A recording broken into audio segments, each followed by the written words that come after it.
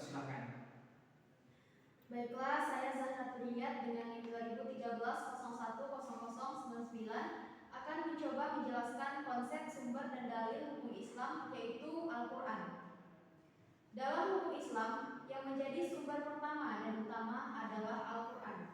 Hal ini mewajibkan bagi setiap pemeluk agama Islam mengerti akan pesan-pesan yang dikandungnya dengan tujuan agar dilaksanakan dalam kehidupan sehari-hari. Hal tersebut juga diperlukan sebagai upaya untuk mengatur perilaku manusia, apakah hubungan itu antara manusia dengan manusia atau dengan makhluk lainnya secara horizontal. Demikian juga halnya mengenai permasalahan yang berkaitan dengan hukum, maka harus dicari jawabannya terlebih dahulu dari petunjuk yang terdapat di dalam Al-Quran. Manusia juga harus meyakini bahwa jika manusia itu melandaskan perilaku hidupnya kepada petunjuk Al-Quran, maka mereka akan mendapatkan ketenangan. Argumentasi yang menyatakan bahwa Al-Quran sebagai sumber dan dalil pertama dan utama ditemukan dalam penjelasan Al-Quran sendiri pada sejumlah ayatnya. Perintah untuk menaati Allah ditemukan lebih dari 30 kali dalam Al-Quran. Bahkan meninggalkan aturan yang disebutkan Al-Quran akan membawa akibat meningkatkan kejahatan yang dilakukan oleh manusia. Perbedaan pemahaman terhadap makna yang jadi kandungan Al-Quran, khususnya ayat-ayat yang disebabkan sifat redaksi yang digunakan Al-Quran dalam menunjukkan suatu ketentuan hukum. Sifat redaksi lainnya adalah ditemukannya lafaz-lafaz yang maknanya samar, disebabkan makna harfiahnya bersifat kiasan atau majaz. Lafaz yang seperti ini dikenal dengan sebutan ayat-ayat mutasyabihat. Berdasarkan penjelasan di atas, bisa dilihat bahwa penjelasan Al-Quran mengenai hukum memiliki 3 sifat. Yang pertama, Al-Quran menjelaskan hukum secara terperinci, jelas dan sempurna, sehingga tanpa memerlukan penjelasan serta bisa dipahami secara langsung. Penjelasan ayat-ayat ini dinamakan muhkamat. Yang kedua, global. Al-Quran memberikan hukum yang memberikan garis besarnya dan membutuhkan penjelasan, pemahaman, dan penafsiran untuk melaksanakannya. Sifat kedua ini, selain membutuhkan ijtihad, juga dimaksudkan agar Al-Quran dapat berinteraksi dalam semua dimensi ruang dan waktu sesuai dengan perkembangan kehidupan manusia. Dan yang ketiga, Al-Quran menjelaskan suatu hukum yang bersifat ibarat atau isyarat. Penjelasan ini dimaksudkan agar bisa dipahami makna dan isyarat yang terdapat di dalamnya. Selanjutnya, adapun hukum-hukum yang terkandung dalam Al-Quran ada 3. Yang pertama, hukum-hukum i'tiqadiyah, yaitu hukum yang berhubungan dengan keimanan kepada Allah Subhanahu wa taala, kepada malaikat, kitab-kitab, para rasul Allah, dan hari kiamat. Yang kedua, hukum-hukum khuluqiyah, yaitu hukum yang berhubungan dengan manusia wajib berakhlak yang baik dan menjauhi perilaku yang buruk. Dan yang ketiga, hukum-hukum amaliyah, yaitu hukum yang berhubungan dengan perbuatan manusia. Hukum amaliyah ini ada 2, yaitu mengenai ibadah dan mengenai muamalah dalam artian luas. Hukum dalam Al-Quran berkaitan dengan ibadah dan bidang ahwal syasyiyah atau ihwal, perorangan atau keluarga, disebut terperinci dibanding dengan bidang-bidang hukum yang lainnya. Mungkin hanya itu penjelasan dari saya, dikembalikan kepada moderator. Baiklah, terima kasih kita ucapkan kepada saudari Zahra Riyad yang telah sedikit banyaknya menjelaskan mengenai konsep dan sumber dari hukum Islam yang pertama, yaitu Al-Quran. Selanjutnya yang kedua mengenai konsep dan sumber dari hukum Islam adalah As-Sunnah yang akan dijelaskan oleh saudara Yoga Nofriansyah. Kepada saudara Yoga, kita persilahkan. Baiklah, saya Yoga Nofriansyah dengan NIM 2013-010082. Di sini saya akan menjelaskan apa itu sunnah.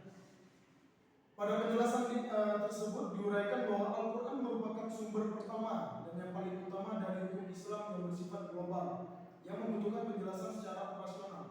Nabi Muhammad SAW sebagai penyampai ajaran Al-Quran, beliau diberi kewenangan oleh Allah untuk menjelaskan lebih lanjut mengenai apa yang telah Allah wahyukan kepada beliau. Oleh karena itu, sunnah baik berupa perkataan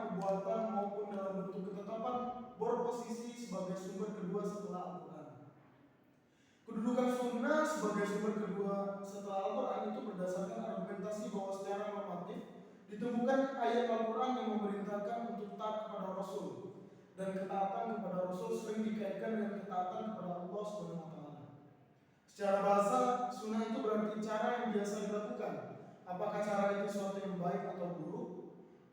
Di dalam Al-Quran ada 16 tempat kata sunnah ditemukan yang mempunyai arti kebiasaan yang berlaku dan jalan yang diikuti. Ulama usul dengan ulama fikih berbeda pendapat dalam memberikan arti tentang sunnah, sebagaimana yang sudah dijelaskan di atas, karena mereka berbeda dalam segi peninjaunya. Ulama usul memposisikan sunnah sebagai salah satu sumber atau dalil hukum fikih. Maksudnya adalah hukum ini ditetapkan berdasarkan sumber atau dalil hukum fikih. Maksudnya adalah hukum ini ditetapkan berdasarkan sunnah, sedangkan ulama fikih memposisikan sunnah itu sebagai salah satu dari hukum syarak yang 5 mungkin berlaku terhadap satu perbuatan. Maksudnya adalah perbuatan ini hukumnya adalah sunnah. Dalam hal ini yang dimaksud dengan sunnah adalah hukum, bukanlah merupakan sumber hukum. Sunnah menurut ulama usul fiqh, usul seperti yang dijelaskan di atas sebagai terbagi kepada 3 macam. Yang pertama ada sunnah qauliyah. Sunnah qauliyah ini yaitu adalah ucapan lisan Nabi Muhammad SAW yang didengar dan dinukilkan oleh sahabat. Namun yang diucapkan Nabi itu bukan wahyu Al-Quran. Yang kedua ada sunnah fi'liyah. Sunnah fi'liyah ini adalah sebagai segala bentuk perbuatan dan tingkah laku Nabi Muhammad, yang mana para sahabat melihat dan memperhatikan perbuatan tersebut kemudian disebarluaskan oleh orang yang mengetahuinya.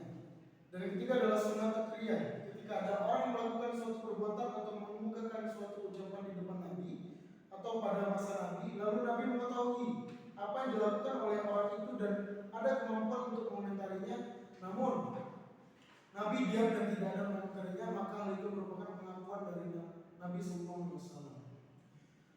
Adapun hubungan al-sunnah dengan Al-Quran dilihat dari sisi materi hukum yang terkandung di dalamnya sebagai berikut. Yang pertama ada muakkid, yaitu menguatkan hukum suatu peristiwa yang telah ditetapkan Al-Quran, dikuatkan dan dipertegas lagi oleh Al-Sunnah, misalnya tentang salat, zakat terdapat dalam Al-Quran dan dikuatkan oleh Al-Sunnah.